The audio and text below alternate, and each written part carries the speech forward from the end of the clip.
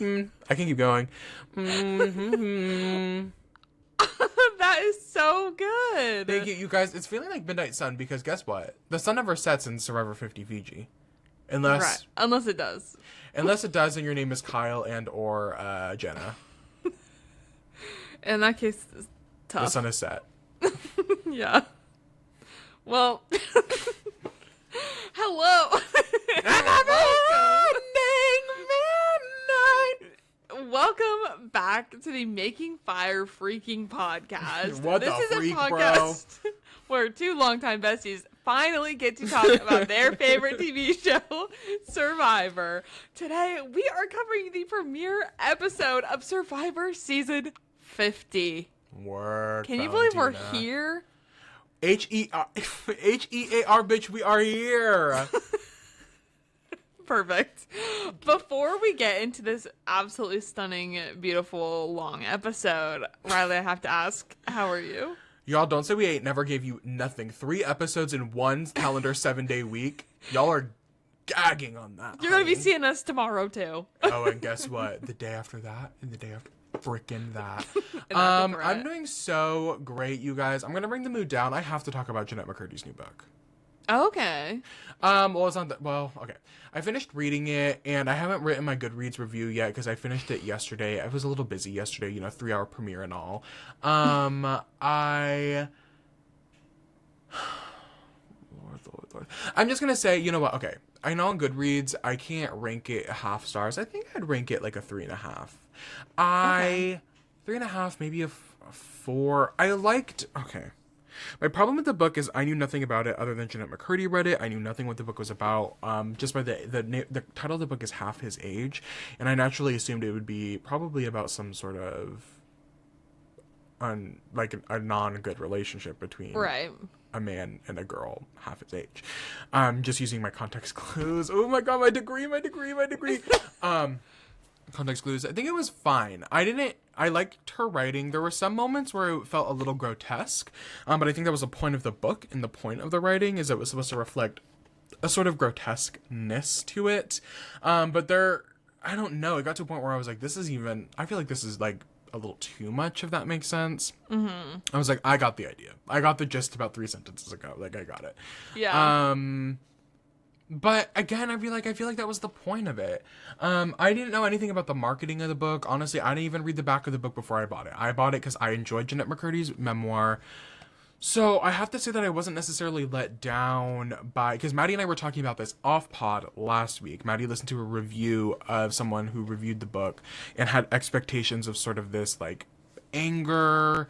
And I feel like the anger was sort of subdued, but I also did not have the expectations of this book to be inherently angry. It didn't feel angry to me. If there were angry moments, it's hard because there's a lot of context and I don't want to spoil the book. There were definitely angry moments, but the book as a whole didn't consistently feel angry. And if it was marketed as an angry book, there were ebbs and flows, which I guess on paper that's like good writing, or not good writing, but you want that in a book. You don't want it to be one thing. You don't want it to be flat the whole time. You want there to be fluctuations, right? So I don't know. I think it was a gross book, but in the way that it was supposed to be gross. It was filthy. It was dirty. It made me uncomfortable at multiple times. And I think that's what Jeanette McCurdy set out to do with it. So that's why I sort of lean closer to 4 than I do 3 when I give it a 3.5. So I'm like, I don't know if I'm going to rank it a 4 or a 3. I don't think it was a perfect book. I think the writing that she did in her memoir, her nonfiction writing was so strong to me. And it felt more personal because it was a memoir, but this book definitely feels like it probably stems from if not personal experiences, like it relates to the experiences she had in her life. So, this isn't a very nuanced sort of contextual approach to the book. I just want to give my thoughts primarily because I had nothing else to talk about when I'm doing this little portion of the podcast this week. And that's something that I did. So I'd recommend it. If you wanted to read a Jeanette McCurdy book, John Pork is calling me. You guys, I set a laundry timer and the laundry finished. Anyway. All of that to be said, I'd recommend the book. If you're going to read a Jeanette McCurdy book, read her memoir. I think her memoir is great. I would say that's 5 stars. I feel like a lot of people agree with that opinion. Yeah, I think the hype it got was deserved. It's a very accessible read. I read it very quick. You get to read her new fiction book, Half His Age. You could read very quickly as well. But yeah, I think there's a more natural rawness to her memoir that I think I liked more than the fiction book. But teach their own. Maybe people vibe with it. I don't know. Maddie, how are you doing? I am doing so good. I did spend that whole time you're talking trying to think of what am I going to talk about today. Right. Mostly because I don't want to bring Our brains are so focused on season 50, you guys. Like, we're locked in. Well, so focused on season 50, and tomorrow's my birthday. So I feel like this whole week has just been lead up to that. It has to also be it's always something. And I didn't want to bring it up, but yeah. So I really You'll never be a pretty girl. Do you know what that reference is from? No. Okay, keep going. You know what? I do have a recommendation this week. Yes, I'd love to hear it. Where did I watch it? It might have been HBO. One of the major streaming services finally put up Best in Show. Oh my god, have you never seen it before? Oh, I've seen that. Oh. I can quote that movie start to finish. Okay, shoot me in the middle of my eyes like. When Catherine O'Hara unfortunately passed, I was looking to watch it because I was like, that is a top 3 movie for me. It's a great movie. Don't ask me to say what the other 2 would be because it's a top 3 movie for me, and it ain't number 3. And it ain't number 3, but I also don't know that's number 1. It's a whole. Well, I think I maybe have it written down. And you know what? Actually, hold on. Okay. We're back. I actually decided that I am going to give you my top 3 movies, and that's going to be my recommendation. So, Best in Show is one of them, of course. I love this movie so much. It makes me laugh so hard to this day. Every single actor in it and their improv is so good. I just cannot recommend it enough. And in honor of Catherine O'Hara, a lot of streaming services put it up. I think it's on multiple at the moment, but everyone go watch it. It is just, obviously it's about a dog show and their journeys there, the dogs, the different, owners. Jennifer Coolidge and Jane Lynch are a lesbian couple in the movie. Well, sort of, kind of. In the end, yes. Watch just for that if you're going to watch for some. Obviously, watch for Catherine O'Hara and Eugene Levy's performances. But my favorite scene, or I guess one of my more memorable scenes to me, is when the kid has the dog and he's sitting on top of the treehouse or the shed. Yes. Anyway. Do you have a favorite dog in the movie that is featured? I haven't watched the movie in a long time. I've only watched it a couple times. I don't know. I just gravitate the gay in me. Because isn't it a poodle? The Jane Lynch and what's Jane Lynch and yes, it's a poodle. Yeah, the poodle. I also I think the Basset Hound is really cute. Well, it's a bloodhound. Oh, the bloodhound. But I was gonna say he's my favorite. Yeah, the bloodhound is cute. Anyways, okay, top 2 other movies, probably at the moment of all time, in no particular order as well. I'm going to say Interstellar is another one. I love Interstellar so much. That movie, it makes me cry every single time I watch it. I just feel so deeply invested in it, and it's so stressful. It's so intense. The score is amazing. I play it a lot of times if I'm reading a sci-fi book. A lot of times I just have that on in the background. I just cannot get enough of this movie, and I got to see it in IMAX last year, and that was life-changing. Okay, and then to round it out, I do have Little Women 2019 specifically. That is just the color story, visually it's stunning. I love all the actresses. I love Greta Gerwig, anything she does. And that is just a perfect movie to me. I could watch it for the rest of my life and be happy. What's the 4th? What's your Letterboxd top 4? Oh, I actually don't have a top 4 on here, but I do have just sort of Christmas Vacation written down. Just sort of not. It's separate. It won't focus. It's separate, but I don't really know why. Anyways, thank you for coming to my TED Talk on my favorite movies. Anyways, Okay, before we get into the episode, something that we forgot to do last episode is to name our winner picks or winner pick for season 50. So we went ahead and locked in our answers before the premiere came out. Mine is in a YouTube comment from like 2 years ago.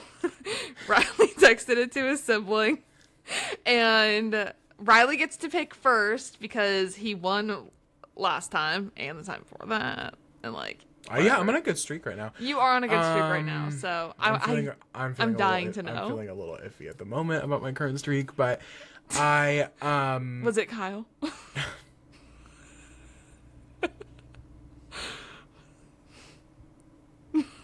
No, it wasn't Kyle. Kyle was my winner pick for 48, you guys, and I blew that out of the water. I forget who I picked last season. I don't remember. But I won. You picked Sophie. Oh, I did. Sophie B. Mm-hmm. This season, okay, so I had a lot of back and forth, and there's just something I was thinking about very deeply. I knew at some point I was gonna have to do at least a winner pick. I did a draft with my friend Austin. Shout out Austin. And I really was like, I don't know where I want to go with this. My thought process went a million different ways. Because there's so much, this cast is so random. Like, I think yes. Bird's Eye View cast is really random, but there's a lot of intertwining history here, and obviously this is something we'll get to later in the episode, when we're talking about the Tribal Council. Oh my god, I'm so excited to talk about this episode. This episode was so good. It was, oh my god, it just like restored my faith in life. Truly, like, it was Billie Eilish Boomerang Idol and all. Oh, we'll get there. We'll get to the, okay, the mother peep of it all. My thought process, just to do a quick, like, I wasn't sure. I think historically, the people who perform the best in all-star seasons are women who go in as under the radar threats, women who are not winners. You're scaring me.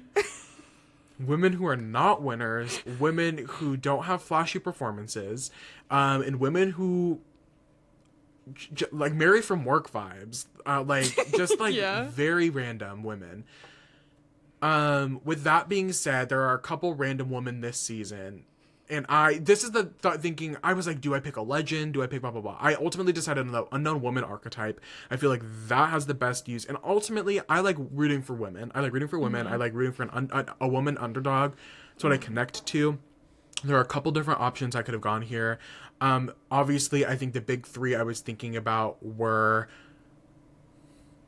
Jenna, Tiffany, and Chrissy. These were sort of the big three for me in the world of unknown women. And I'm so nervous that I'm going to end up with my backup. It's not even funny. I picked Tiffany. God dang it. No. Are you joking? No, I can show you the text right now. No. I texted my sibling Rowan yesterday at 1:14 p.m. I'm texting you this because I need it noted before I record my podcast with Maddie tomorrow that my winner pick for Survivor 50 is Tiffany. No! Oh, look how embarrassing that is. Me, all I do is text my sibling and they don't respond. So, yeah, I think Tiffany, I'm feeling a little iffy about, well, okay, no. I think, well, there's a specific scene that made me feel a little iffy. The scene where the core group on her tribe, because right now Tiffany's not in the core group, and they were talking shit about Dee, and Dee was filling up her water, and then it cut to Dee talking to Tiffany, and I went, oh my god. But then Camilla came up, and the three of them were talking, and I was like, wait, because this is a duo that could do a lot of, or a trio that could do a lot of damage together, which made me feel a little bit better. But I picked, Tiffany from Survivor 46. Is it 46 or 47? It's 46. So it's 46 because I did go ahead and comment on our cast overview of season 46. My winner pick. She's my winner pick.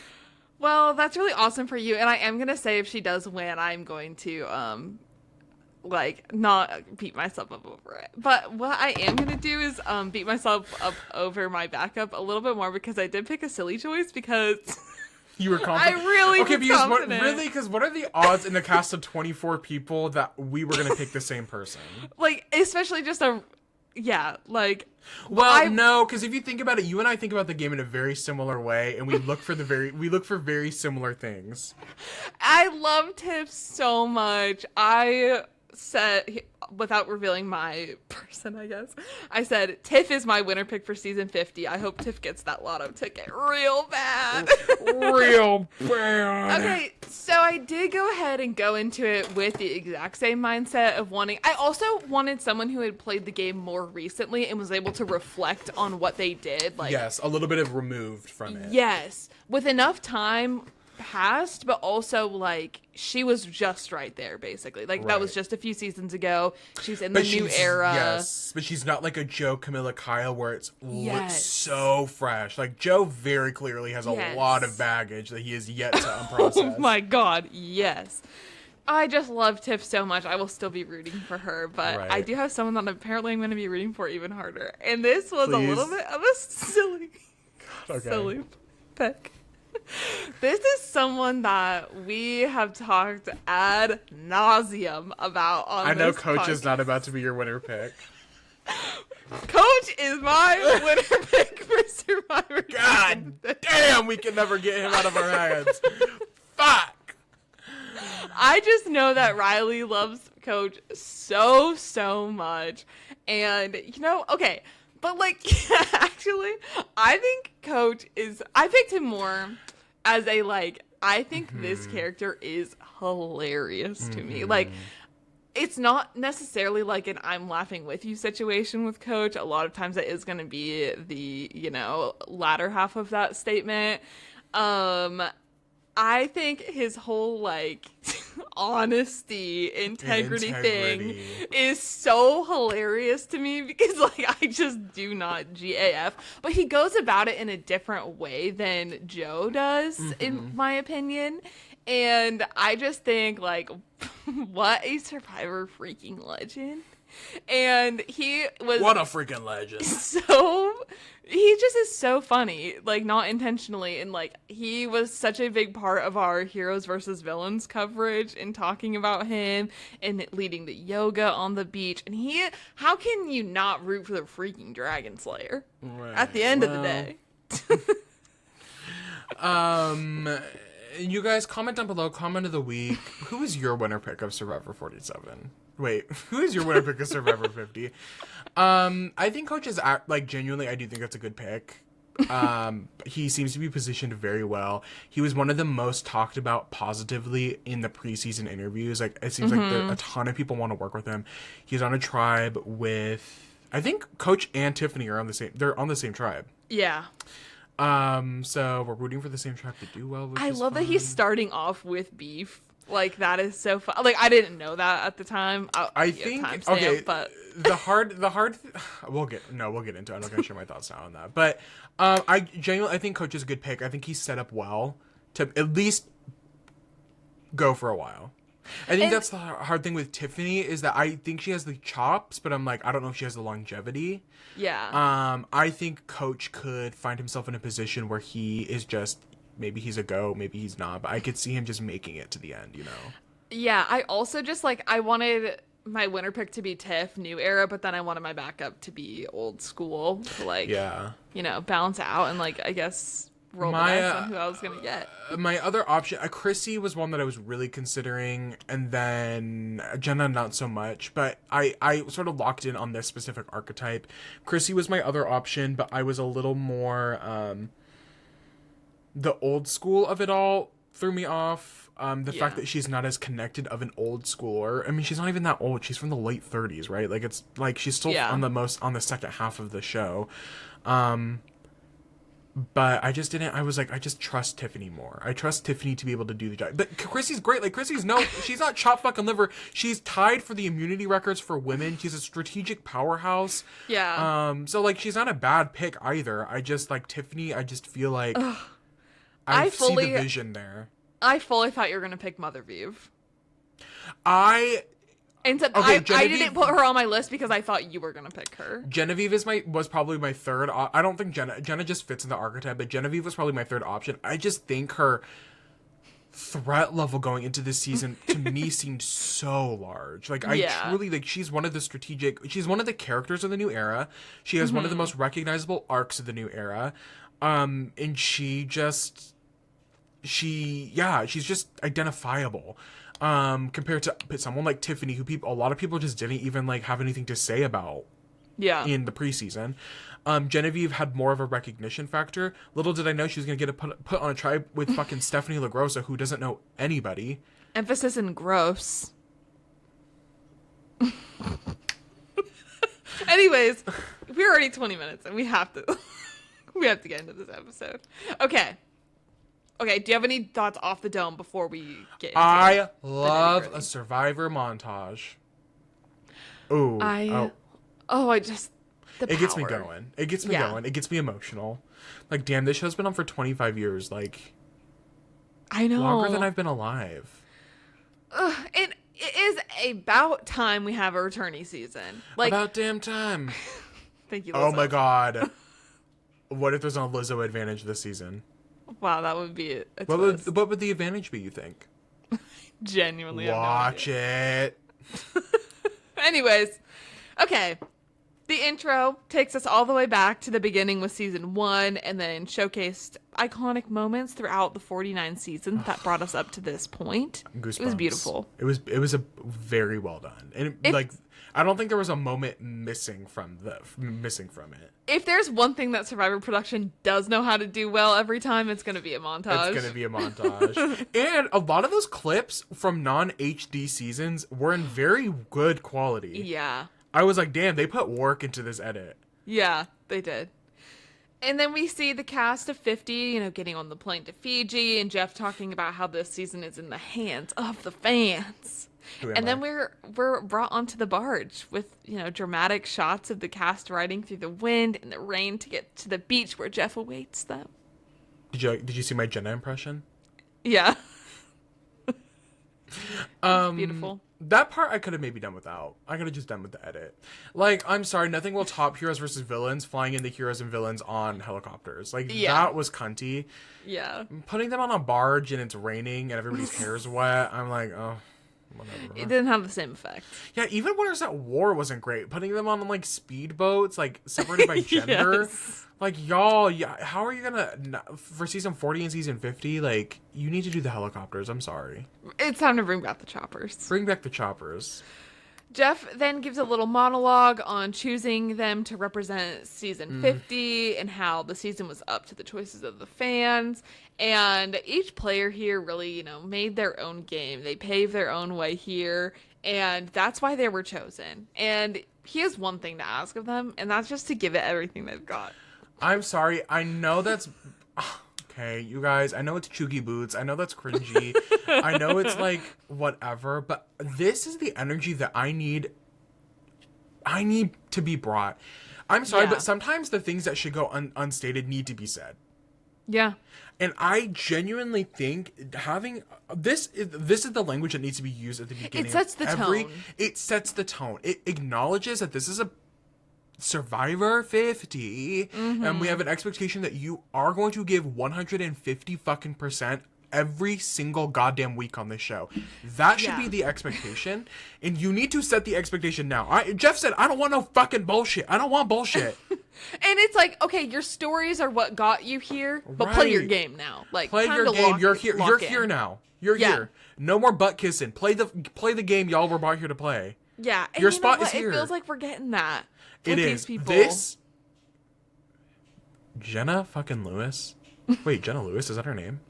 Jenna Lewis. Yeah, Jennifer that Lewis. Right. Jennifer Lewis is a celebrity. Name. Jennifer Lewis, black. Jenna Lewis, white. Do you know what I'm talking about? No. Do you know Jennifer Lewis? No. Okay, you talk. Sorry, Jenna. Okay. Sorry, Jenna from Survivor Borneo. Whatever. I think her last name is Lewis. If it's not, it's whatever. You came to play, and for that, oh mama, I thank you. For that, mama, I thank you. You go out kicking, and I loved it. Okay, and I loved it. So Jeff starts catching up with the players, starting with Jenna, who was obviously on season 1. Then Wait, she looks incredibly familiar. What is she in? Blackish.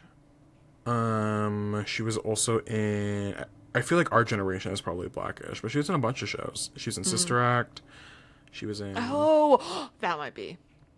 Someone played her on Snatch Game. Oh, Shangela. Oh, okay. Moving on. Jeff then goes to Mike White, the White Lotus creator, and he says that Mike says that he's here because, he has serious FOMO and he doesn't want to have to hear about this from Angelina and Christian after the fact. So, he's ready to play. Then Jeff calls out Rick Devens and his love for idols, who says that he totally voted for there to be no idols in play this season, which everyone, of course, believes. Then we hear from Sooooo, and she says that, Survivor is like home for her and has given her just added courage every time she plays and gets off that freaking couch. I'm going to be honest, I'm a little over that narrative, but whatever. I mean, how many times do we have to hear this? That's what I'm saying. At what point is the story I got off the... And this is not Suroooo's. This is like Server Production just pushes it. At what point? Girl, you were on the Traders and you won. You were on Big Brother. Like, you were on Snake on the Grass. You've been off the couch at this point. That's what I'm saying. I love you, and I'm always going to root for you no matter what the situation is. You got off the couch. The couch is... Gone. Off the building. Yeah, your baby. Yeah. We then hear from Colby, and he says that, he's in his 50s. He's in a period of reflection on his life, and he is honored to be there. Yes. Do you think Colby is hotter now than he was when he played his first 3 seasons? Potentially, yeah. But at the end of the day, that's Grandpappy right there. So we gotta move on.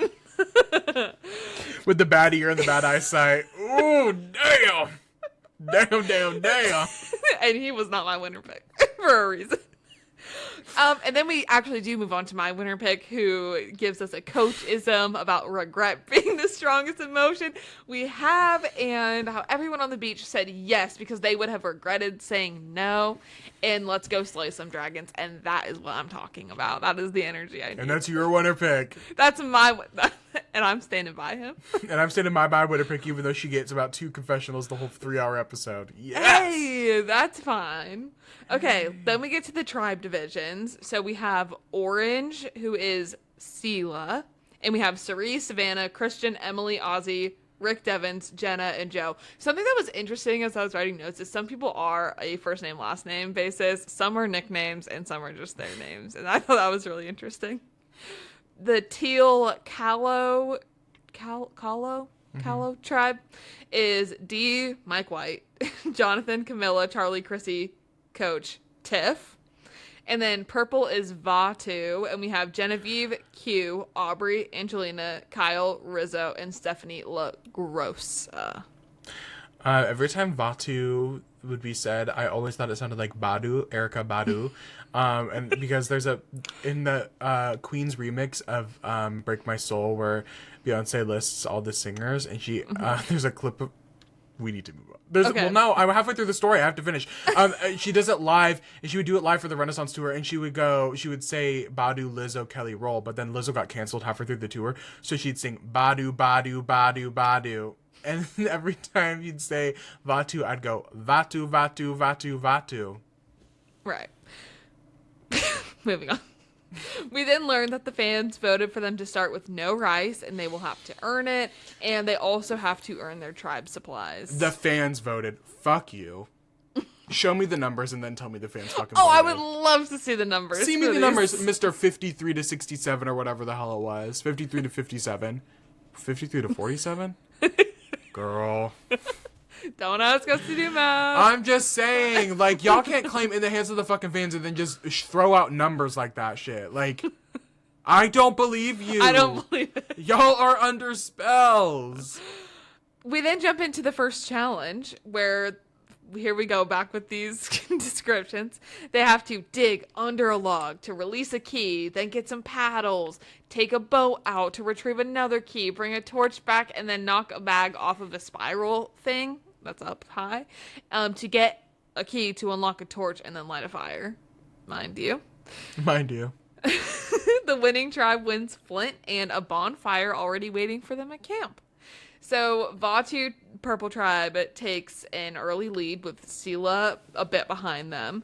And then really everyone makes it to the final spiral bag part, but Vatu wins the first challenge and their flint. As for tribe supplies, each tribe chooses one person to go to compete in a fight for supplies. So Coach goes for Kahlo, Ozzy for Sela, and Q for Vatu. Naturally, the Dragon Slayer, and mind you, the outcome. Okay, damn. You know what? I was like, I didn't know like how to feel about the episode, like in the winner pick of it all. But now that we have and getting to reflect on that with Coach as my winner pick in a new lens, I'm like, let's go. It was a great Coach episode. I think this was a great Coach episode. I think this was a great Christian Hubicki episode. I'd argue this was a great Jenna Lewis episode. Not Jennifer Lewis. Not Jennifer Lewis. I will say about this challenge, I thought it was cute, sort of the homage to the torch lighting the fire, because famously the first challenge in Survivor was a big sort of like torch bearing challenge. So I thought that was sort of a cute little homage to do for this challenge. There was no need to build a bonfire that big. It was for the dramatic effect. Okay, and did the hands of the fans vote for that too? I'm sorry, y'all. I'm about to be insufferable this season. I hate the name of this season, and I hate this twist. The name is, yeah. It pisses me off because I don't believe you. I'm sorry, not to be a conspiracy theorist. Stop the count. I don't believe that this happened. I don't believe the fans voted for Idol, or voted for Super Idol, not like Ultimate 100% Idols. But you did. Oh, did Do you remember that conversation? And you were yes, because I was misled by the way it was described. Yes, thank you. I was thinking about it. If you're gonna incriminate me correctly, thank you. I just had to bring it up. Yeah, bring it up because I'll say yet again. And others were the ones that got confused. The language. Yes. Did I yes, I want idols, but I don't want you and your mama's fucking Billie Eilish boomerang booty cheek idol. Not too much on the Billie Eilish boomerang. I don't want the Dave's hot chicken extra vote. Like I don't want the extra spicy vote. The extra spicy vote. Like I don't want. We're Mike White. You know what? Yeah, I thought it was a fun homage. The bonfire was too big. I hate the fucking name of the season, and I don't believe y'all. Period. Okay. First beach we go to is the Vatu Beach, and we get to see their big bonfire and watch them all hug and talk to each other. Stephanie is wanting to... I kept writing couple up with because I thought that was funny. So Stephanie wanted to couple up with Colby right off the bat. Wait, me when y'all are gagged that Colby and Stephanie LaGrossa have been working together for the last 3 months before this game started, and y'all are shocked that they're on the same beach together. Right. They get to work on their... Who fucking filed that away? You have 3 heroes from the Heroes tribe on Heroes vs. Villains. They should each be on a separate starting tribe. That's actually such a good point. Me when I made that claim, I don't know. Yeah, I think there's 3 of them. They should have each been. Why are Jenna? Why are Sari? Oh my god. Why are Jenna? Oh my god, I'm having a stroke. Why are Colby and Savannah? Oh my god, Colby and Stephanie. What the? Oh, Stephanie. Colby and Stephanie. Why are they on the same tribe? Y'all. There's too many names. The S names are fighting back. The S names are back. God. Neither of us picked an S name winner. And that was bad thinking. Okay. They get to work on their shelter, and Colby then says that Rizzo is annoying him right off the bat. He won't stop talking and avoiding work, and he is just a 25-year-old with no work ethic. Oh, and Grandpappy was not having it with the Rizzo fantasy. Can that please be his name this season? I did write that in my notes. I think Grandpappy is mad. Grandpappy did not like the youngins. He is PMO'd. Very much so. Then we go to Kahlo, and Dee says that she was cutthroat on her season, but she's going to be even more cutthroat now. And they get to work on their shelter with Dee narrating all of this, and says that they have a good mix of people on their tribe with intelligence and strength. Then Charlie says that Jonathan, they basically have an extra person on their tribe. Which, hey. Then, also, side note, Mike White has abs now. Just Had to point that out. Crazy. And he wants to be more of the goofball around camp. He asked Charlie to be his brains, and he does compliment Dee's, quote, chompers. That was crazy. When he looked at Dee and he said, "Are those yours?" And she said, "No." I'm kind of living for this random duo. It's the most random group. Every time a group of people would pop on my screen, I'm like, why the fuck are Q, Ozzy, and Coach on an island right now? Like, that's so weird to me. Mike also, I can't call him Mike, that's Mike White. Mike White also gets emotional about his last Survivor experience and the lessons he learned there that also get him through making seasons of The White Lotus. I'm sorry. It just felt like a way to flex that he's. I'm sorry that your lobster's too buttery and your steak is too juicy. Like, and you get to spend what he said, like over 100 days filming or something. Like, okay, sorry, you got to like live at the Four Seasons in Thailand, or in like Italy, or in Hawaii. Work with like 10 out of 10 like talent actors. Oh, like the cream of the crop. Produce the show of the century. Like, I don't know what to tell you, sir. Right. Sorry that you won an Emmy. Next at Sela, they are also chatting while putting their shelter together, and Joe has the confessional where he talks about everyone and sizes everyone up.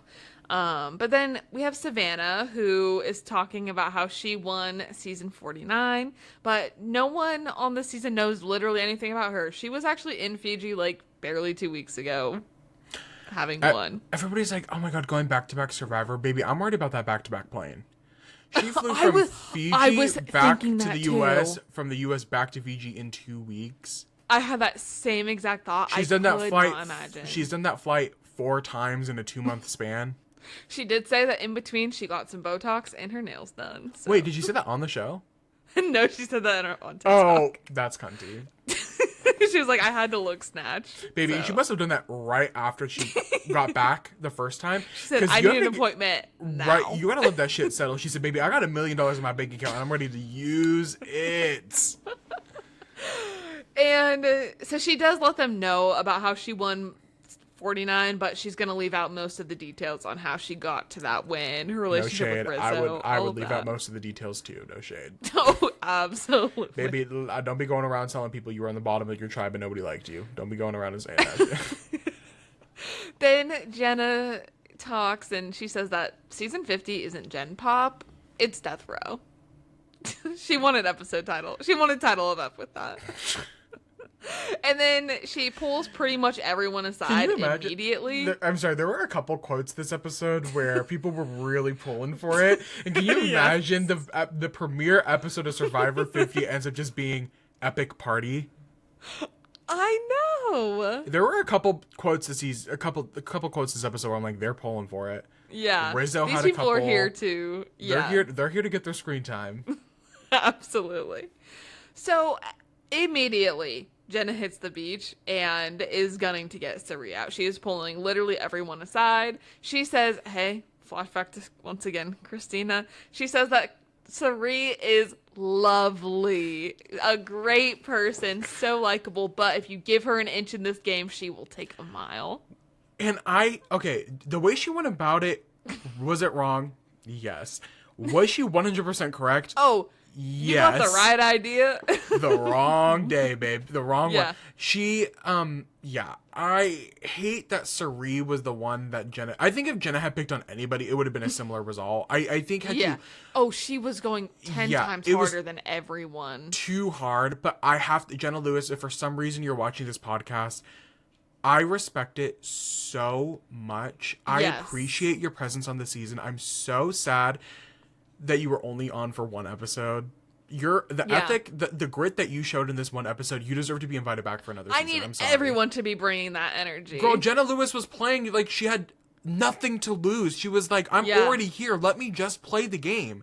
Yeah. Was it too hard? Yes. But girl, she hasn't played in 20 years. She also I think it was on some sort of morning talk show today, was talking about how she felt on the bottom immediately with everyone and like their previous relationships with each other, and so she knew she needed to like really figure out how to get people on her side immediately. And so I respect the game. I respect the hustle. She was one of the worst positioned in the game. Nobody else from All Stars. Yeah. The last time she played was in 2005, 2004. Like, she was probably the most disconnected people. Like, at least Rizzo and Savannah had each other. You know what I mean? Yeah. Jenna literally had nobody. That's a hard game to, like... Oh, Like, I guess mindset Colby was on All Stars, but you know what I mean. You know what I mean. Colby still had... You guys get what I mean. Okay? Like, you get what I mean. Right. Yeah. We then go to the battle for tribe supplies, and we already get into the Coach Ozzy beef that dates back like 15 years. And Ozzy tells Coach that, you know, he should have won that season. Coach should have. Sophie Clark lives in your fucking brains. And what I can tell both of you is nah. She has $1 million and neither of you do. Period. She has $1 million and your old ass bitch backs are breaking on Survivor 50. Meanwhile, she's back home with her little baby and her $1 million in her pocket. I'm sorry, Sophie Clark, one of the best winners of all time. Clark that tea. True. And you two grown ass men can't outdo her. That's all I'm saying. And I bet she loves seeing this. Love seeing them still in on their minds. Yeah. 15 years later. Right. Ooh, Sophie Clark, you'll always be famous in my house. So, anyways, yeah, Ozzy tells Coach that Coach should have won that season and regrets his part of things. Coach says that he was a sore loser and he's sorry. Oh, and by the way, Q is there. So random. Mind you, Q doesn't even introduce himself to Ozzy till after the challenge is over. I'm obsessed with Q, by the way. I love him Q skirt so much. We got a Q skirt appearance this episode. I did make note of that. Okay. I love Q. For the challenge, they have to collect 3 bundles of material on top of a pole thing in the sand and in the water. And then they have to use these bundles to build a long pole to retrieve a key to unlock their supplies. And it's through like a cage thing. Huh? I said, a what? A long pole. Right. And in the beginning, Ozzy is moving fast and has all 3 bundles before Q and Coach are even done digging up their second bag. And then Coach notes, though, importantly, that it doesn't matter who knocks the key off. It's who gets it and brings it across the line. So once they are all, you know, they have their poles, Ozzy is really struggling and they all start having problems. They're breaking. There is no structural integrity on these things. And after 45 minutes, apparently, they're still working on this. And finally, Ozzy, well, then there's a whole moment where Ozzy's like, you know, Q, even if I knock it off or whatever, like, you just, if you get it, you can get it. Mm-hmm. I'm not going to go for it if you knock it off. Coach made no such promise, BTW. And Ozzy ends up knocking it off, but Coach is the one to bring it across the line. And Ozzy is annoyed, more than annoyed, that Coach didn't let him have the key after their makeup, and Coach is all about honor, all of this, but IDGAF. Why would we play like that? You're on Survivor. Well, yeah. So Coach takes his supplies, but guess what? There's a note for the losers. They learn that, guess what? They're on Exile Island. Is so fucking...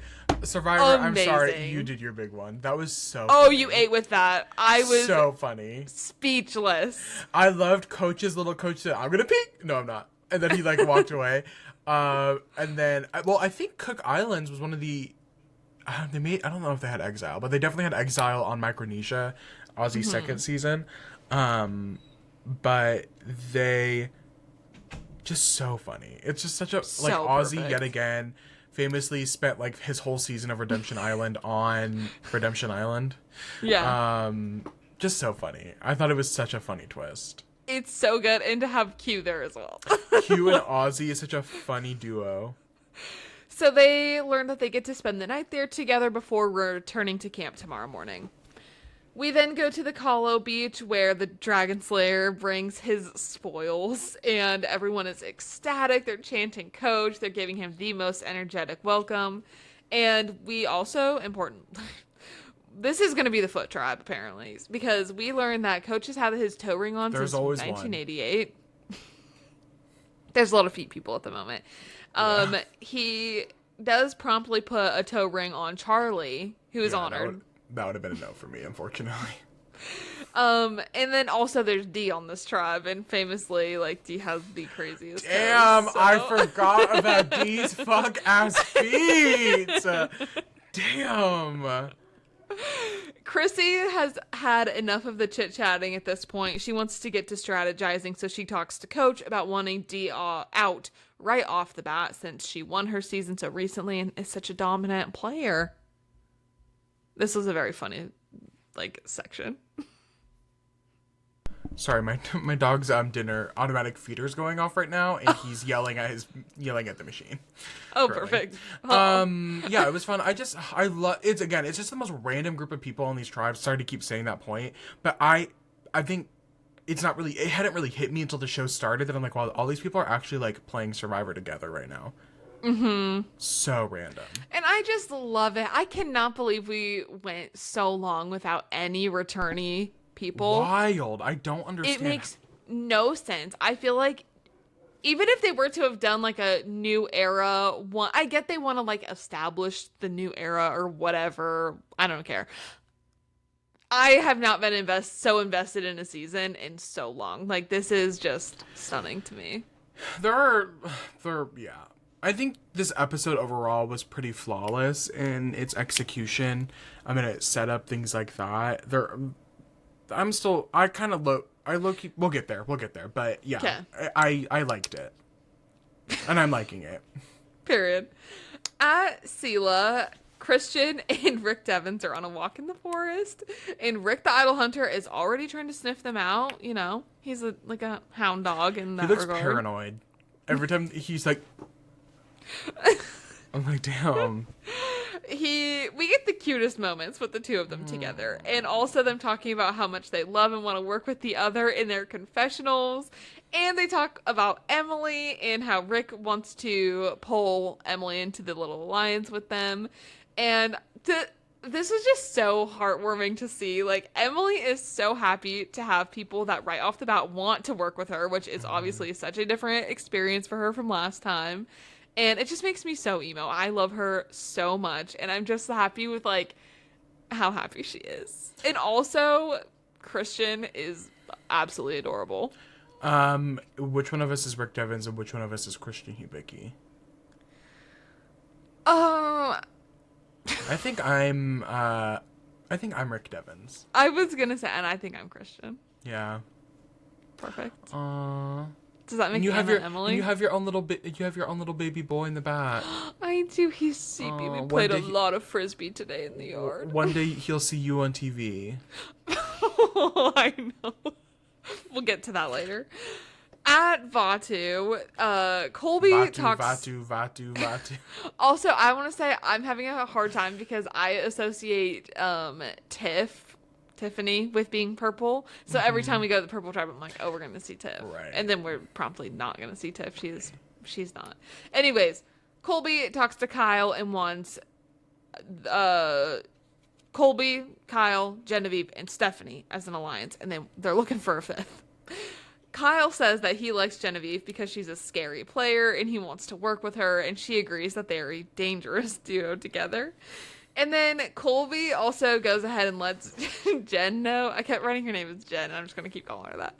Jen know that his left ear is bad and his eyesight sucks. So, just keep that in mind. Come on, if they're ever going to talk quietly. Yes, Grandpappy's ears are, not working as good as they used to, and also his eyesight can't be bothered at this point in time.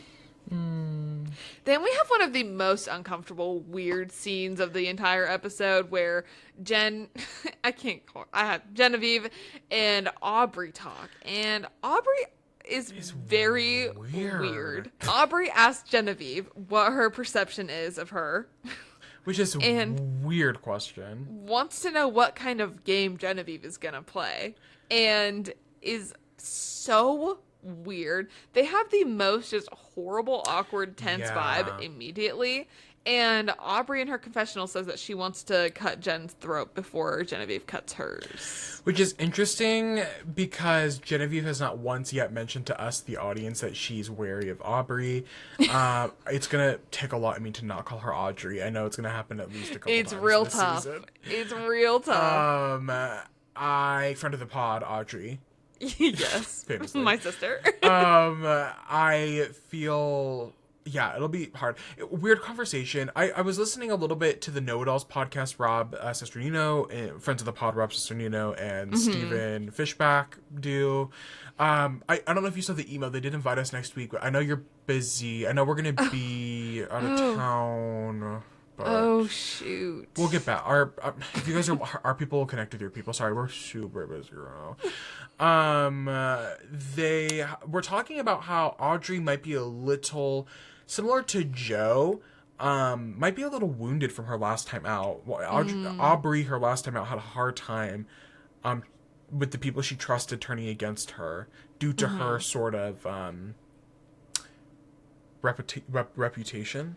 So I wonder if Aubrey is just a little hesitant. But the thing I think is different for her this time is that she's been removed. It's been a while.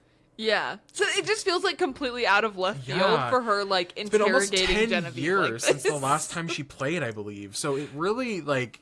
or maybe And why not would 10. you want to get off Yeah. on the wrong foot with people just instantly? Yeah, yeah, and it seems like Aubrey, the mindset is Genevieve wants to, if Genevieve wants to work with me, she needs to pass the thing. But I'm like, does Genevieve even want to work with you?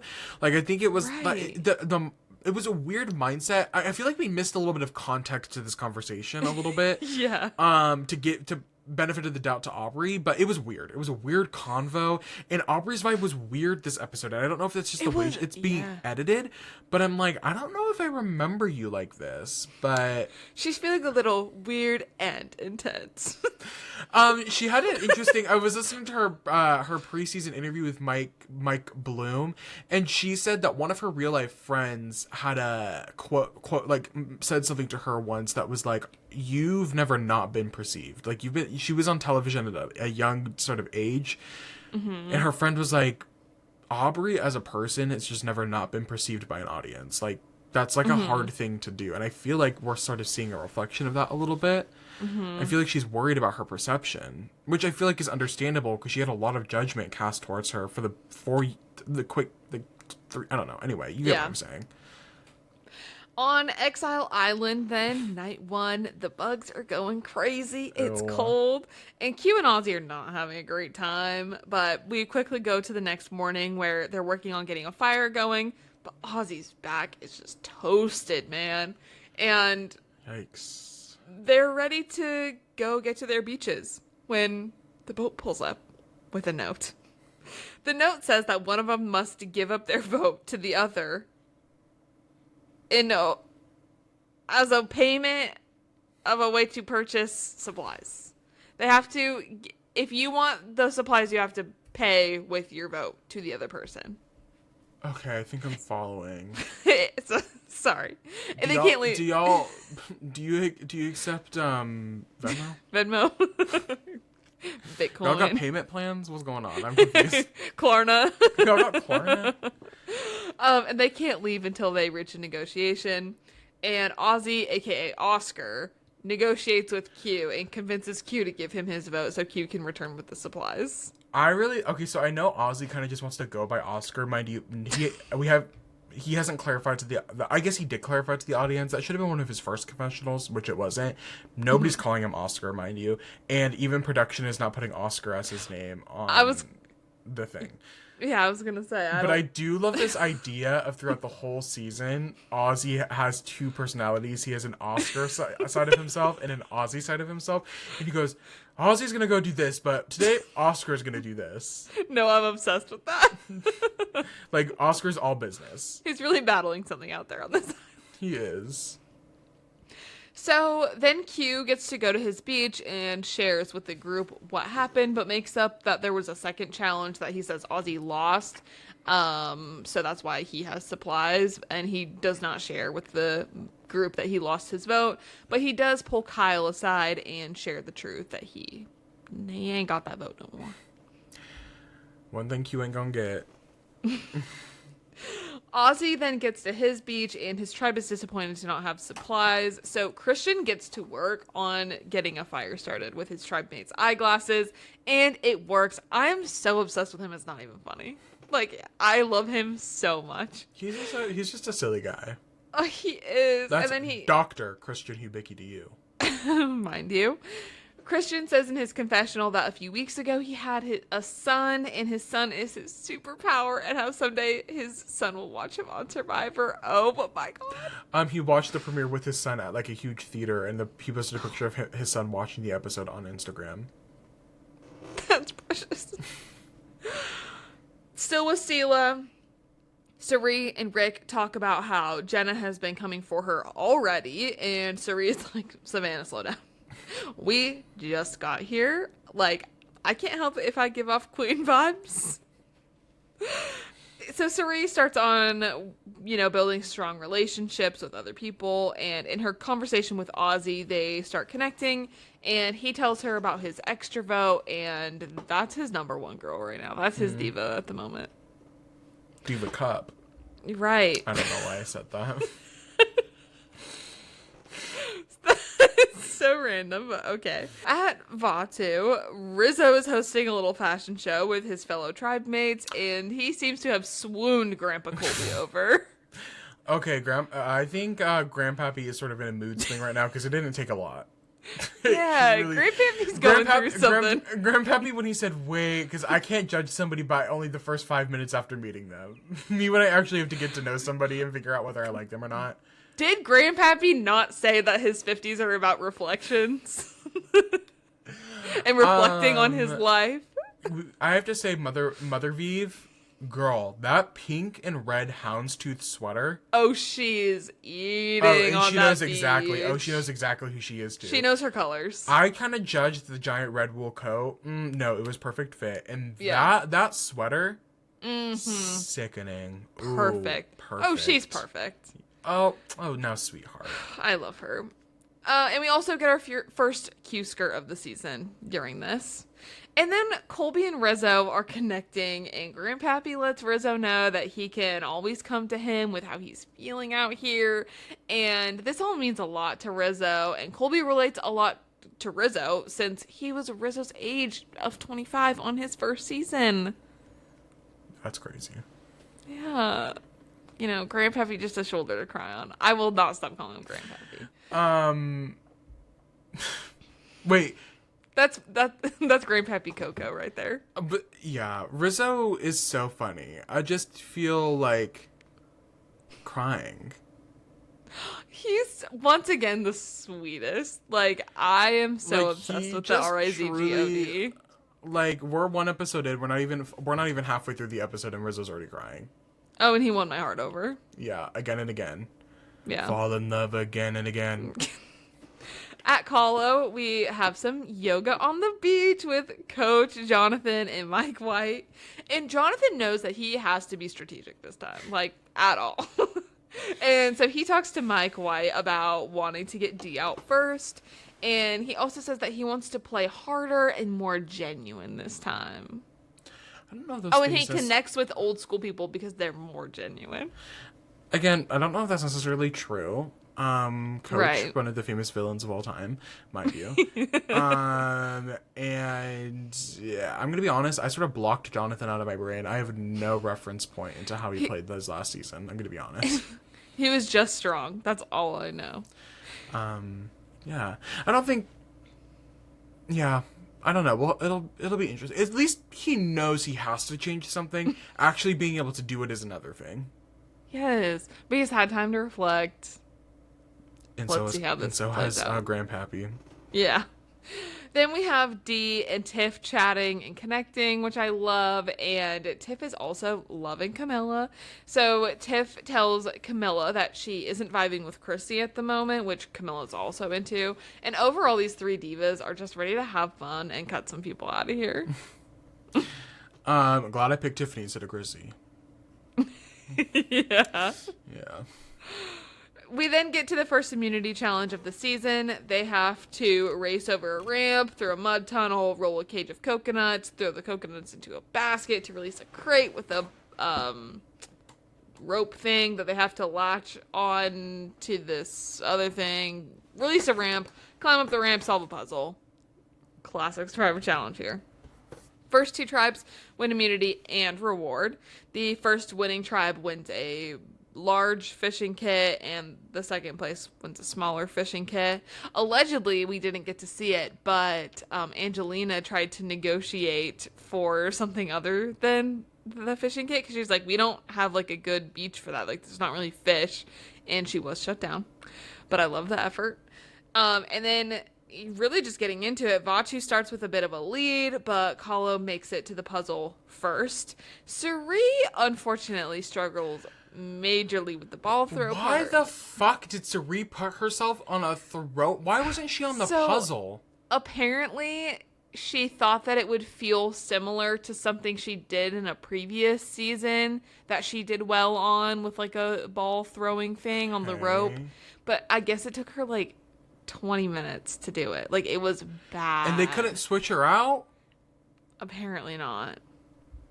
Like, it was worse than it felt on the screen.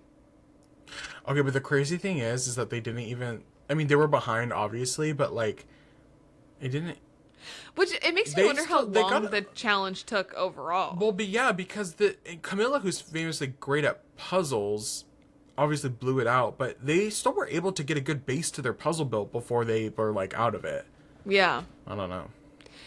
So, then...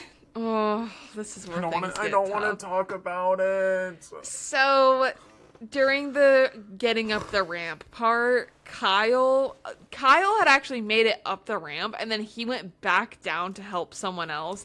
And during this, he comes down hard on his foot, his ankle, leg, and he can't put weight on it. So they pause, and they have medical come out, and they tell him he can continue, but he will need to figure out how to, get through this challenge without putting any pressure on it. And his tribe manages to pull him and hoist him up the ramp. And that will come up again later. And then, yeah, in sort of a major way. But don't worry, on the Kahlo tribe, Camilla locks the F in, and on that puzzle, and Kahlo wins with a good lead, and Vaatu comes in second, sending Sela to tribal council, and also they do not get their flint. Can you believe we have tribal council tonight? Like, the first tribal of season 50 is tonight. That's kind of gaggy to me. I'm like, damn it, they're like moving and grooving. Yeah. We watch this transition, you guys. Savannah has just like a natural, like, her reaction obviously is, damn, Suri blew this, and I can't help but my stomach, I'm like, god damn, why did Suri agree to do that? Yeah. I genuinely don't get, but also because we watched Heroes vs. Villains this summer, right? Yeah. Suri wasn't crazy at the puzzles either on Heroes vs. Villains. I remember watching that and being like, Suri wasn't doing too hot in those challenges either. So yeah, she's just not really a great challenge performer, but yeah, it wasn't a great feeling, especially as a Suri fan. I was like, oh my god. And knowing that she already has heat on her from Jenna. And I don't want to jump to the end of sort of this cycle. This is why Suri's legendary. She had everything. I think there was only one way that this could have worked for her, and that was the way that it happened. I thought this was the game over for Suri. I was like, is she gonna be the first boot of the season? Damn.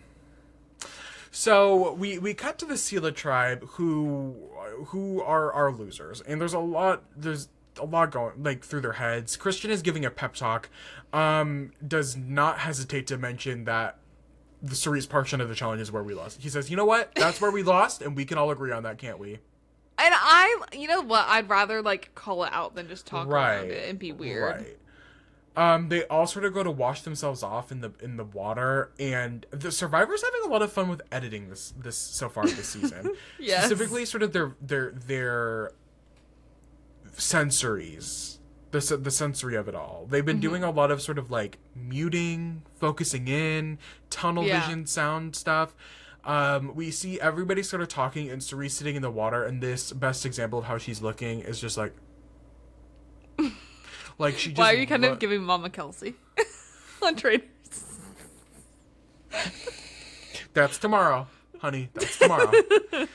Suri feels bad that she let her tribe down. She feels like she's borderline about to cry. It's so hard watching this. Hard, especially when this is a reoccurring theme for her in Survivor specifically, where it's like, damn, she just can't catch a break with these challenges.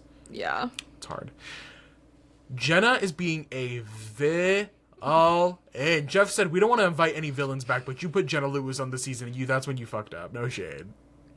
It was awesome. I'm sorry. Heroes Villains 2.0, Jenna Lewis, you're a lock for the Villains tribe. I'm sorry. Oh, absolutely. I respect it. I respect her. Obviously, what she's done for the history of this game. Get Jenna Lewis back on another season of Survivor. And she you know did what? not deserve to be the first boot of this season.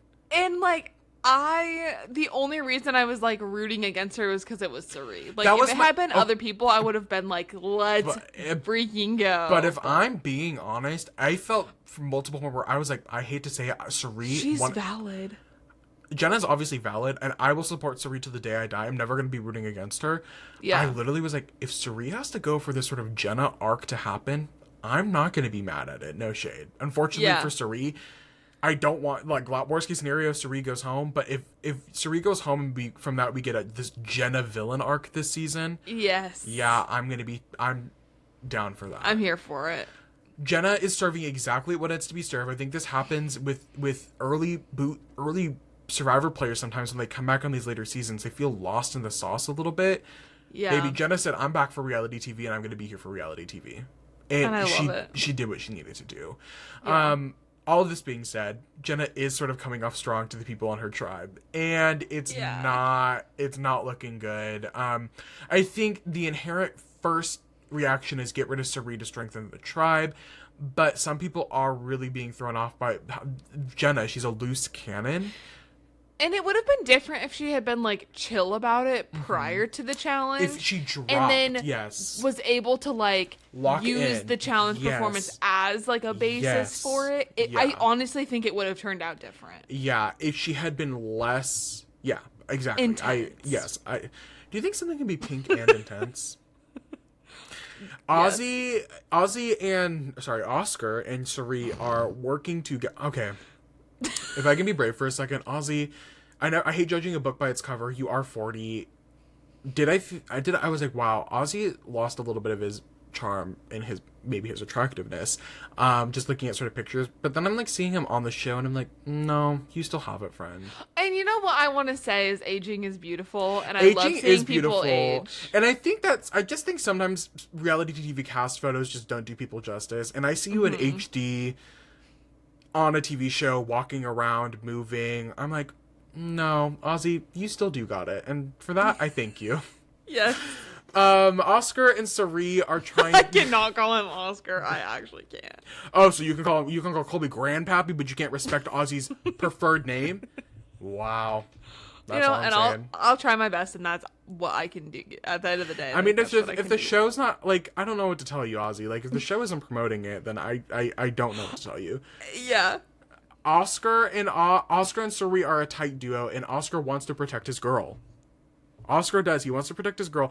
I'm so excited for this duo. I think it's going to be a great duo this season. Yes.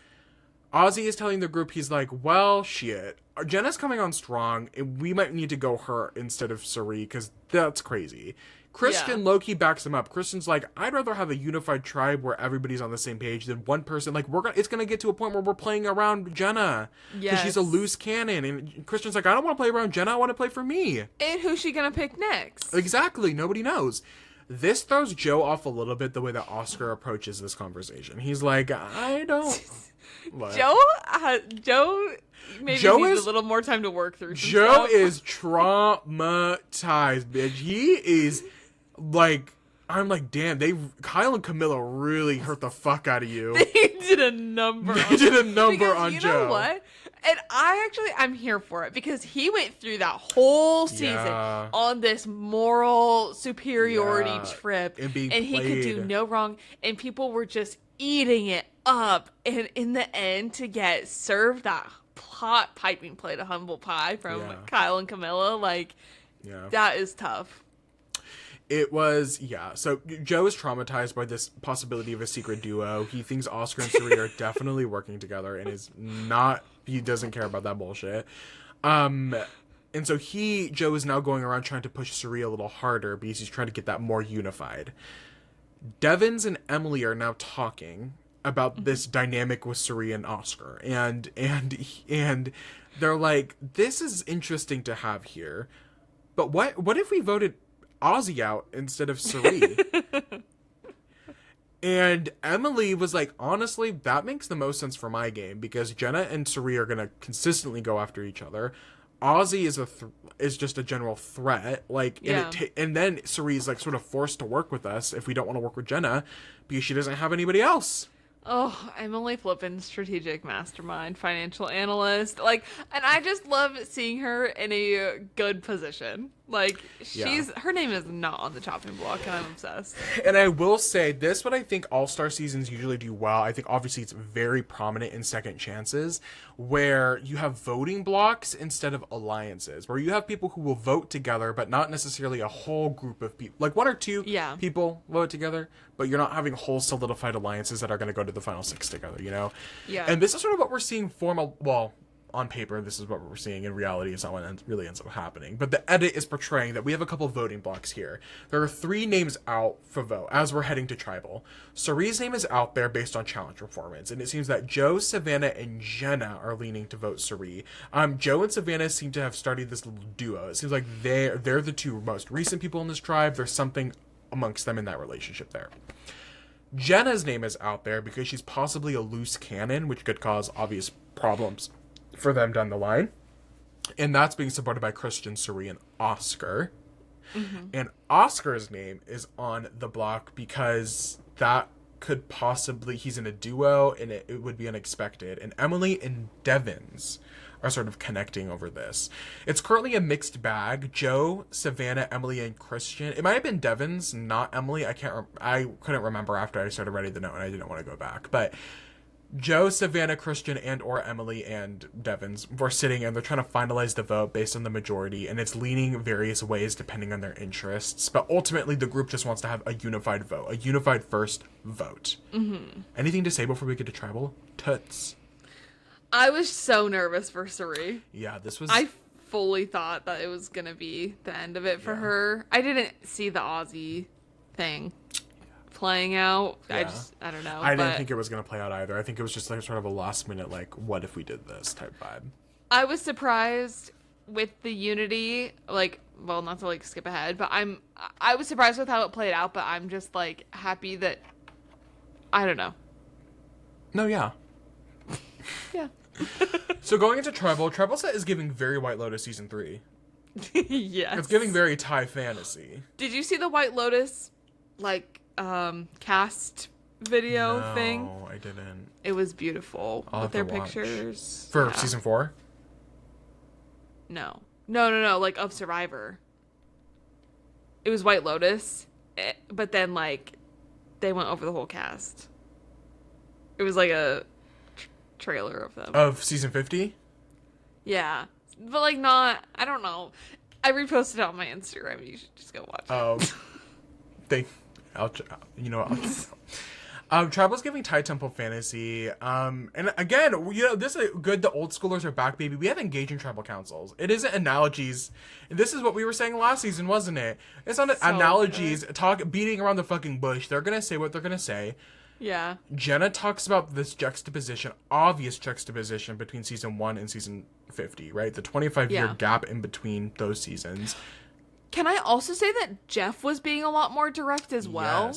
Yes. Like, something about this energy is just bringing out the best in him. The best in everybody. This episode was amazing. Yeah. Jenna talks about the juxtaposition that she has for these games. Like, it's a different energy. Joe, again, sort of facing this bad vibe. He talks about this clouded judgment he has. He says that you can't come into this game and remove the history. Like, there's a lot of nuance to the relationships amongst this tribe, amongst the season. Savannah, again, she talks about the nuances that come in decisions like this. Like, at this point, even though it's the first Tribal, you know these people. You can't base it off of one thing. You can't just vote somebody out because they did bad in a challenge. Like, you need to think about the bigger picture. Mm-hmm. Did you notice we got new Tribal music as they were voting? Oh, no. It felt very Thai. I love. You should go back and listen to it. I'm sure they'll have it next episode, too. Do you think this is them just foreshadowing that maybe they're going to go to Thailand next season? At the Four Seasons, Orlando. Yeah. And that was sort of a broad overview of Tribal. It was engaging Tribal. I feel like I don't usually take notes on Tribal, but there was some good conversations happening between the group. Yeah. They vote, and Jenna is voted out in a clean sweep. 7-1 against Jenna. Jenna votes for Suri, and she's out of there quick. Doesn't hug, doesn't say goodbye, doesn't say I love you, doesn't say thank you for the opportunity. It felt like maybe the first person to stand up was like wanting a hug or like whatever, and then everyone stood up, but then she just like fully did not interact with them, and then they're all just standing there watching her. She had that quick mom walk too. She said, "We're in and out, babe." She said, "Y'all voted me out. You don't get the pleasure of saying goodbye." She said, "Y'all voted me out. You clearly don't like me. I'm going to go then." Yeah, and I hope you lose every challenge. And that was perfect. Jenna, Lewis, you were perfect this season. Your one episode arc, I truly thought, I mean, it would have been better if you didn't go home, but it was perfect. If you were to do one episode of Survivor, if you were to be a first vote on Survivor, because it wasn't even bad. It wasn't even like, oh, like I hate Jenna, or like, oh, like she had the right idea. It just was so strong. Yes, I agree. And also I hope that we just get the most bitter, like, jury and people leaving this season. Like, you're on a mission to win. You're on a mission to win, and that is the plan, just not for Jenna. We cut to the Vatu tribe next morning, and Kyle's leg is feeling better, allegedly. I think that might have been just like a mental, he's telling himself he feels better. Yeah. Well, he was walking on it. He was like, it doesn't hurt. I'm like, yeah, babe, you can't bend your toes right now. Yeah, and you... Oh, well, I hate when we talk about it. I hate all of this. Genevieve and her best friend, Stephanie Ligrosa, interesting, are looking for an idol, and guess who finds it? Mother Vive, and she found the Billie Eilish idol. Billie Eilish boomerang idol. And I gotta say, like, I don't love the listen, this is me as a massive Billie Eilish fan. I don't love, like, the celebrity Billie Eilish of it all, but I do love this boomerang idol. Oh, yeah, I think the boomerang idol is fun. I low-key forgot about all the celebrity stuff, and then this happened, and I went, oh, damn.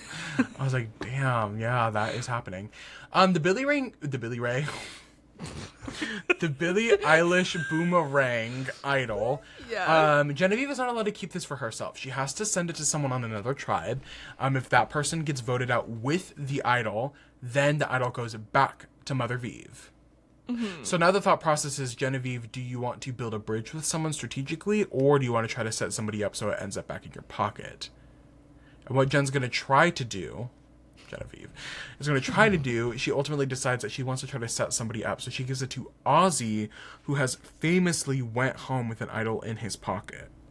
Yes. There are other people on this season that could have applied to, but it's whatever. I honestly think, like, her going in with the information she has, like, I think Oscar was a fine choice. I think it was a fine too, but, you know, Oscar's in his new era now. Like, he ain't gonna, I also just had to note, so I do feel comfortable being mean about Stephanie, and I wanted to know, do you think that she's going to do those crazy eyes in every confessional, or is that just, like, in the beginning and that's going to wear off? Because I was just about over it. I feel like, well, yeah, I just had to call that out because it was every single time she came on the screen, she was flashing those big boys at us, and I can't handle it. So. Yeah, I think. I just want to comment on that. Yeah. I think it's a good comment on it. So she sends it to Ozzy, she sends it to Oscar, and we'll see what happens from there. Mm-hmm. We cut to Sealer Tribe. Oscar finds, he's playing Breadwinner. He's collecting things. He's doing he's back to his old, and that's Ozzy. Oscar goes over to his bag, and he finds a package that he knows is not supposed to be there, and he finds a Billie Eilish boomerang idol. Why do I feel like Oscar needs a fedora? Oh, like, we'll work takes it off. He's Ozzy. No, I feel like it's like a pair of glasses. Very close. He puts on a tie. A tie, I'm Oscar yes. now. Tie, he's fully shirtless, but he has a tie on. Wait, that's genius. Tie on. Oscar finds a idol in his bag. Cannot. Finds an idol in his bag. He now has 2 advantages. It's the most power he's ever had in a season of Survivor. But we learn that he cannot give the idol to somebody else, and he has to use it on himself to the final. And he can only use it on himself, and he has until the final 5 to play it. I wonder if, sort of in the realm of knowledge, is. And you know what? Fuck this show, because I just had this thought. Y'all had the celebrity, and you know what? Fuck this show, because y'all had the celebrities. I'm sorry, I've got to say it one more time. You know what? Fuck this show, because y'all had the celebrities in your budget. Billie Eilish, Mr. Beast. I'm sure these people put money into the budget of the season. That's why they're sponsoring this, right? You're not randomly. That's why there's a live finale, right? And that you're not just randomly calling it the Billie Eilish Boomerang Idol. Okay, so here's the thing: if in the hands of the fans voted for no idols, how the fuck were these people going to be sponsoring? How the fuck was y'all were going to fly Mr. Beast out? Let's ask that question. Let's make that up. Yeah, because because that's what's pissing me off. In the hands of the fans, in the hands of the fans. No, baby, in the hands of fucking Mr. fucking Beast. Let's make that up. And I don't want to get into the. No, the and now I bring that up. Yet. Show me the counts. Show me the numbers. Because I want to know. I want to know. Let's get Jeff on the pod. I'm sure he's free. He ain't got nothing else going on. He films twice a year. What do you do for the rest of the year, Jeff? You don't got a job. Well, what? It's not like he's clocking into Nordstrom Rack and selling credit cards. No, but that would be amazing. That's what I'm saying, y'all. Why did I... I'm sorry, that was a lot. Let me reel it back in. That was a lot. Take a step back. Take a breath. A boat comes, you guys. Can you believe it? We're going on another journey this episode. It seems each tribe, it's a pretty random pick, how people are picking. Mike, Colby, and Savannah end up going for each of their respective tribes. It is pretty random. They do little games to decide who's going to go. And that's how they get there. They decide to have a little gossip session, the 3 of them, Mike, Colby, and Savannah. And they talk a little bit about how Coach actually ended up winning that challenge, which Mike was like, that's not exactly the story he told me. So I'll have to connect the pieces about that later. We'll put a pin in that conversation. Right. We found out that only 2 people actually get to participate in the journey. So one person has to leave and go back to the camp right now. And they end up pulling rocks to decide. Oh my God. They end up pulling rocks to decide. And Mike pulls the one rock, so he gets sent back home. I'm sorry, if I was Mike, that would have pissed me off. I know y'all don't just make me go all the way out here just to go all the way back. And I put myself out there. And I take tried a to risk. be different. Like, girls just can't do things to live anymore. Colby and Savannah are basically playing 2D Jenga. 2D Jenga. But it's not 2D because it's 3D. What am I trying to say? Vertical Jenga? I don't really know what Jenga is. What the fuck is Jenga? God damn! God damn! But it is definitely of the 3D variety. It is the 3D Jenga, but I think it was it's also not Jenga, because Jenga is when you take pieces away. So it's actually a completely different game entirely. Maybe it is Jenga. I'm not sure.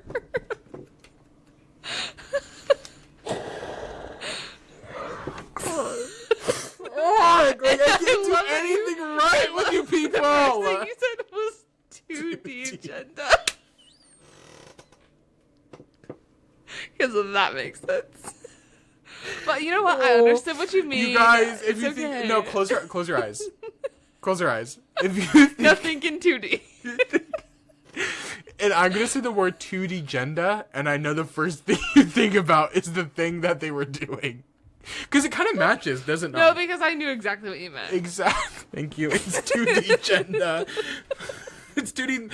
Okay. So the challenge is kind of like 2D Jenga, but if you think about it, it's not 2D. It's actually 3D, and it's not like Jenga at all. Right.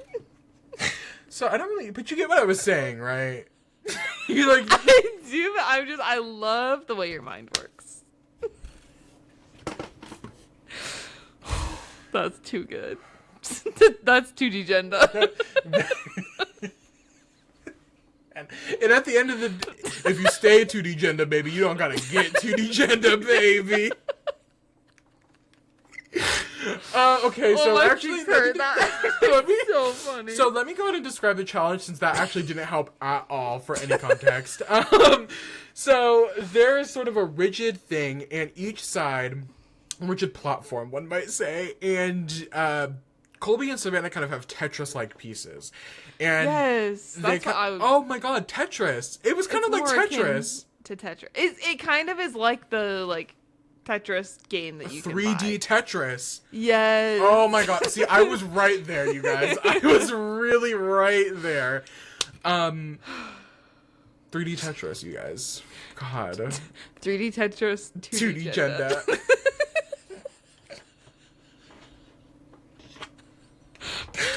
Maybe they're sisters. Maybe they're cousins. It's like 3D Tetris. They just have to build the pieces. And the thing is it gets more unstable as you're building it. So whoever knocks over the thing first on their turn will lose their vote. And the person who wins will keep their vote. So it's pretty competitive. It's a pretty early stage in the game. You want to be able to keep your vote. I don't know if Colby knows this yet, but Q, part of his alliance, is already down a vote. So in an 8-person tribe, they're now... I guess they still kind of have the majority because it's technically 7 people are voting. But they're down a vote in their alliance. So yeah, just keep that in mind. They start doing the challenge. They're going back and forth. Savannah tries a strategy where she builds out wide because Colby's very tall. But then Colby catches onto that, so he just immediately is building as high as he can so Savannah can no longer reach. To the point where there's no stability in the tower anymore of how high Colby's been trying to build it. That little strategy backfired on Papa Coco in a big way. Who the hell is Papa Coco? That's Grandpappy Colby. Papa Coco. We're trying different names. Yes. Right. We're experimenting. We've got Oscar and Papa Coco. 2D gender. Like, we're trying things out. Jen. I cannot. No, we're trying things out, you guys. We're feeling loose. It's early in the season. We'll see what sticks. Yes.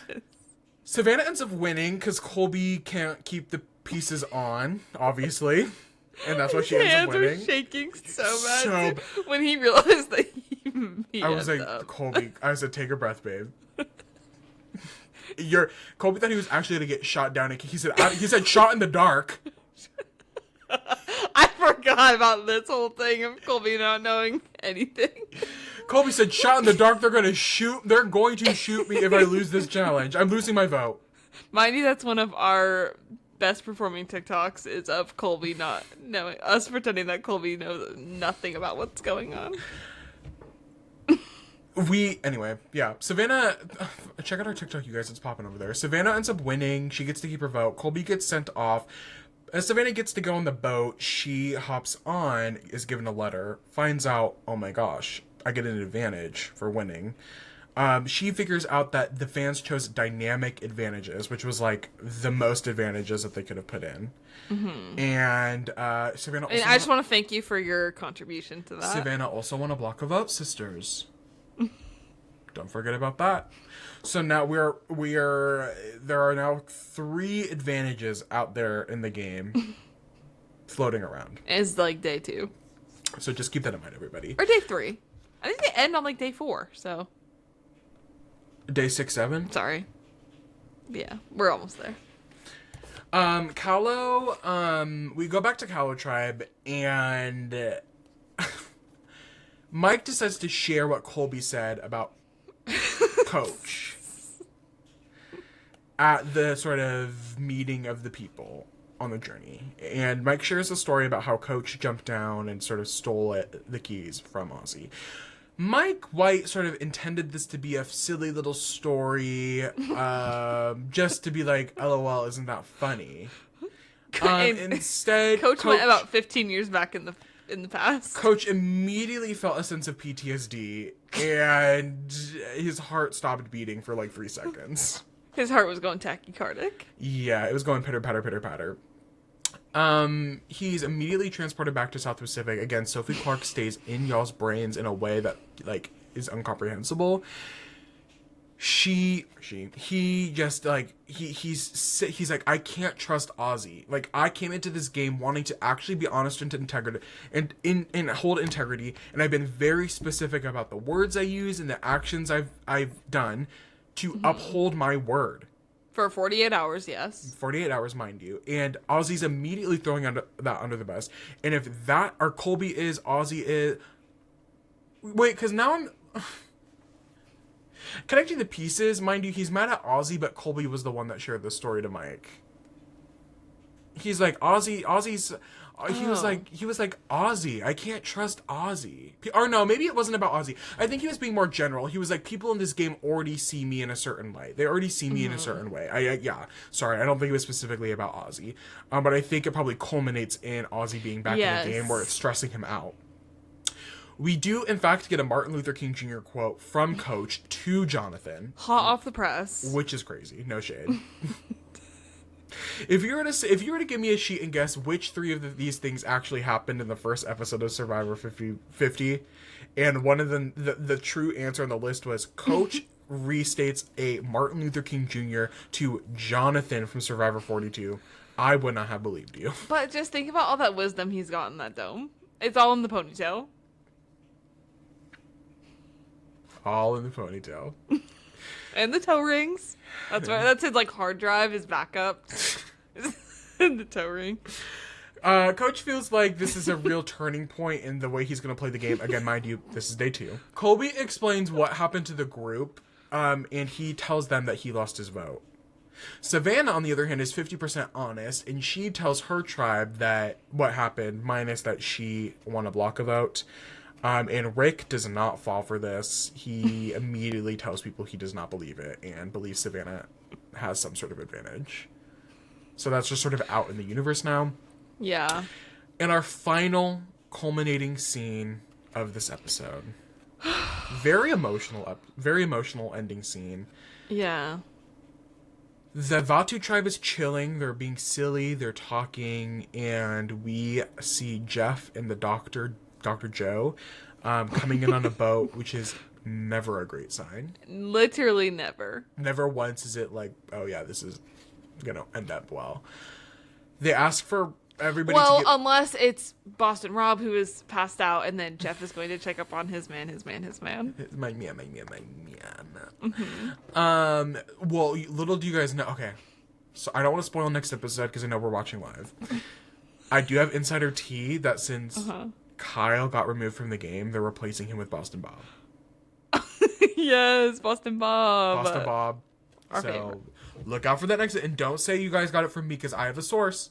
And if it gets back to me, y'all, it won't. It's lights out. It's lights out. So keep it. Game over on the Making Fire podcast. Keep it under wraps. But just so you guys know, something big's on its way. We're getting an ultrasound of Kyle's Achilles. The doctor explains to the audience that they are concerned that he tore his Achilles. Oftentimes, it doesn't feel very painful. It just is something that happens. It is giving me the absolute shivers. I just have to say, one of the most, disgusting scenes of television I've ever seen is not, I won't say who, but on the most recent season of Yellow Jackets, someone's Achilles are tears slit as a way to sort of keep this person from being mobile. They're not torn, they are intentionally cut by another person. And that keeps me up at night. It makes me wanna yak. Yeah, that's actually really gross and kind of vile. We get a couple things. We get an ultrasound of Kyle's Achilles. The doctor does a test, but he does have a torn Achilles, everybody. I love when the doctor's like, so we're going to keep an eye out for black masses. And he's like, it's just all black mass. I went, so I said, do you guys have to refresh? Is this from your last patient? And then he said, we're going to do another test. My favorite is Kyle goes, I genuinely don't feel that pain. And I'm like, I'm not just saying that. That was the frat bro and Kyle. That was the genuine that he was like, he's like, Jeff, I'm not just saying that. I'm not just saying that. And Kyle's like, Jeff was like, I believe you. You're good. You're good. But you're not necessarily seeing on the screen what I'm seeing. Yeah, so the doctor's gonna go ahead and pull him from the game. The doctor's like, we want you to like actually be able to walk the rest of your life. Yes, and I love Kyle. Kyle says, can I just still play? And the doctor says, actually, no. It's gonna take you 3 months to heal from this injury, and that's even with or without surgery. Apparently, he just got surgery recently. Oh.